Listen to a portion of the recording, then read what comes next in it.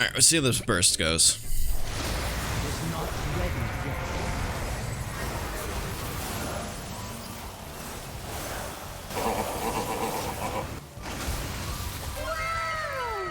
Alright.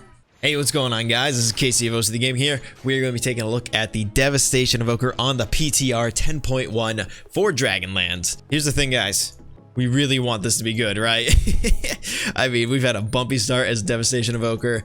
It's clear as day they need to change a lot. I mean, they have so far, and we're going to be taking a look at that. First thing we'll take a look at, obviously, we're going to look at the talents, and let's look at the tier set, and just kind of give a brushing overhaul of what I think is going to be going down. As you can see, we got our tier set here. I took the gloves off because I think come 10.1 with the crit change, we are going to be running more with haste mastery verse and all that. So mastery versus haste, I think that's going to be our priority for stats. I could be wrong. I'm not a min-maxer. I've played with crit build and haste build on live, and now I'm just full mastery just like everybody else because all the other things suck. So with the 2 set, Disintegrate and Pyre pierce enemies with obsidian shards, dealing 12% of the damage done as volcanic damage over 8 seconds. That's not too bad, not too shabby. I'm sure it will add up over time. Empowered spells for the 4 tier, deal 8% increased damage, cause your obsidian shards to blaze with power, dealing 200% more damage over 5 seconds. During Dragon Rage, the shards are always blazed with this power. So again, this could add up over time for our overall damage, and I think we really will get more of an idea when we get actual games playing on it. Alright, so let's take a look at the Devastation tree. So as you can see right here, Lay to Waste is 1 talent point now, with Deep Breath being increased by 20%. It used to be 2 points, 15 to 30%, and now we are just 1 point into that baseline. So we can always go into Lay to Waste, no problem now. And causing animosity is changed as well. It's 4 seconds. I think it was 6 seconds on live. Yes, it is 6 seconds on live right now, so there's a little bit of nerf right there. But we also have an 18 seconds on there opposed to the 14 seconds. So we do get a longer uptime on it normally, and we can still kind of keep stacking a little bit further. Engulfing Blaze got reworked. It is 25% increased damage and healing with a 0.3 cast time. It was 0.5 on live with a 40% increased damage and healing. So take that as you may. It's still going to be the main slot thing that we're going to be taking. The Ruby Embers just is not good at all. I just having to stack it up 3 times with only a 12-second uptime on that is just not good. It can't compete with Engulfing Blaze. This one right here, we usually had causality, and the when you crit with your surge, you would get some essence returned. Nothing too crazy. Now we can go with increased surge damage to our primary target, or we can just have surge cooldown reduced by 3 seconds. Don't know what's going to be the best one so far. I'm wagering more towards the damage increase just because the whole crit takeaway. We're going to need more damage overall. Now we can still go into Shattering Star and Eternity Span, no problem. And Burnout, that's a huge one. Burnout is an absolutely fantastic tool. I've always loved playing with Burnout, and now we only have to do 1 point in that opposed to the 2. And it's automatically 16%. It's like 8% on the 1 talent. Yes, it is, because you gotta put it in twice. And I'm pretty sure we're still going Spellweaver's Dominance, even though crit's getting changed. So next thing we got is Imminent Destruction. Deep Breath reduces essence cost for Disintegrate and Pyre by 1 second for 10 seconds after you land. Now, I don't think we're gonna be taking this. We might be taking it. I don't know yet. So I mean, it can be good, but also it feels like kind of a waste of a space because you're going to be going with Hoarded Power anyway to get to Scintillation. Scintillation? What the fuck? I don't know how to pronounce that, guys. Come on. Pronunciation's hard. We're going to be going into Titanic Wrath because it used to be up here, but now it's going down here because we want to get causality, because Disintegrate reduces the remaining cooldown of empowered spells by 0.5 seconds each time it deals damage, and Pyre reduces the remaining cooldown of your empowered spells by 0.4 seconds per enemy struck, up to 2 seconds. So you can really, if there's like a lot of stuff and you can just spam Pyres, you can really make your Dragon Rage, like, just keep it going, because if you're spending your Pyres on this dude, it doesn't even need to be empowered. That's the crazy thing. Like, it doesn't need the essence burst. So it's free real estate. Plus, we're getting that 50% to our Disintegrate as well. So we're getting a lot of damage output going. Also, this talent, it's 1 point as well. Everybody loves it. Feels good, man. Now, when it comes to Feed the Flames, not even touching it for PvP anymore. It is absolutely gutted, worthless. Ever-burning flame, we could probably go that instead of imminent destruction. I don't know. We'll have to take a look when stuff goes live. Things are still going to change. We still have like a couple weeks. Then we have Font of Magic. Your Empower spell's maximum level is increased by 1, and they reach maximum power in power level 20% faster, which is fantastic. I love how they put those two spells together. It makes so much more sense than instead of having those things separate. You know, it will make the kit feel just a little bit better. Now, I wish Power Swell wasn't here. I wish we could just throw that out. And Iridescence is just, it's Iridescence. Maybe you'll see play in the future. I don't know. We'll see. It all depends on how things go with the Critical Strike and all that kind of stuff, and just how we feel when it comes to live. Now, in addition to these talent changes, we also did get 2 PvP talents. One is really cool, Divide and Conquer. Deep Breath forms curtains of fire, preventing line of sight to enemies outside the walls, and whoever walk past it, it will burn them for fire damage. Now, I have no idea if it is even, like, if it's bugged or not. We can try and see. I forget how big the radius is. It's pretty big. But as you can see, it puts a wall up, blocks line of sight, as you see right there. I don't know why it does it for us as well. You think it would be good for... Oh, so that's 103k damage in PvP though. So that's actually quite a bit of damage, you know, when it decides to work.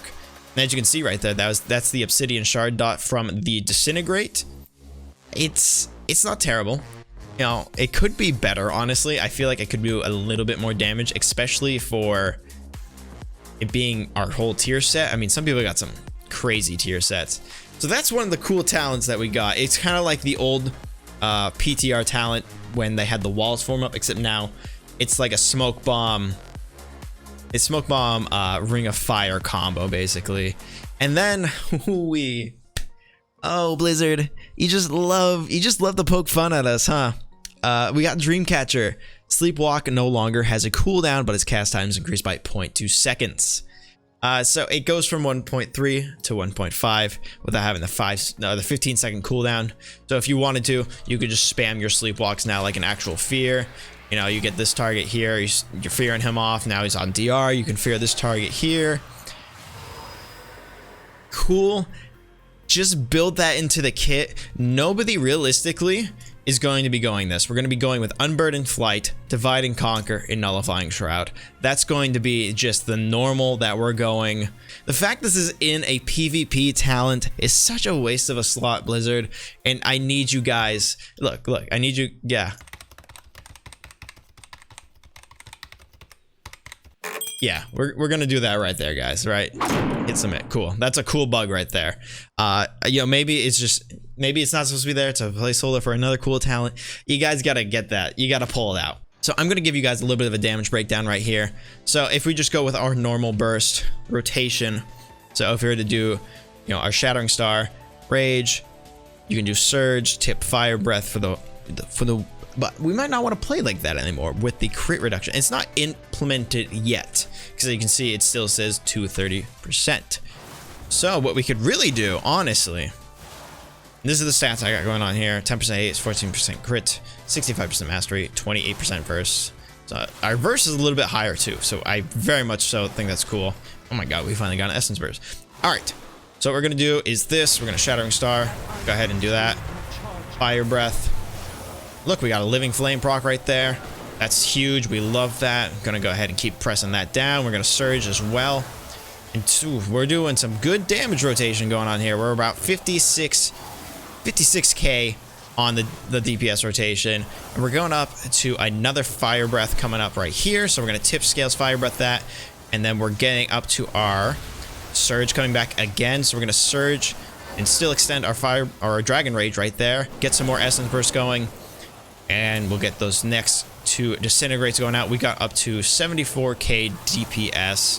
And we're still kind of pumping right now. And as you can see right here, even though my Rage is gone, it's like almost a minute cooldown for that. I got some hella good value out of that. And my Fire Breath and Surge are already back. So we could have a great start of increasing our output damage. Like, right here, Shard is our 3rd damage. I mean, obviously I'm free casting and this is not a PvP scenario, but I mean, even guys, watch. I mean, first of all, look at these burnout procs. That's huge to begin with. And burnouts don't get taken away, or Ancient Flame doesn't get taken away from burnouts now. We know if we're in a PvP scenario, obviously we're going to use our hover, a little unused trinket. And like I said, we do 200% more damage with those shards. Now the shard damage does stack up too. So if you're using it, obviously if you have the empowered ones, it's better to use those. It kind of defeats its own purpose, honestly. I'm just kind of realizing that. You know, if you're empowered and you're using it, then your shards will just get reset over once you use another disintegrate. So that goes up like 5k right there every 2 seconds. All right, I'll show you guys right here. We'll just do a normal disintegrate. Get it up 2.3k. Use our empowered. It resets it. We can get up to 5k. It's a little strange for sure. We'll just have to see how it goes because Pyre does do it as well. It's not going to be as much, but maybe we can have it like anti-melee cleave build too. Reset our damage, and we're going to Dragon Rage into this, right? We're going to Dragon Rage into this.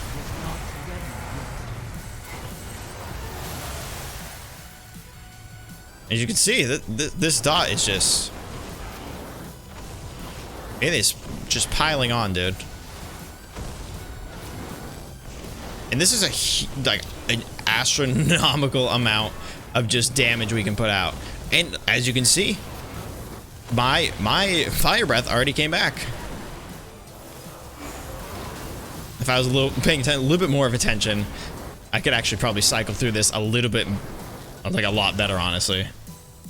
But as you can see right here, if we're going up against a melee cleave, dude, we could do some serious damage. Just not even casting.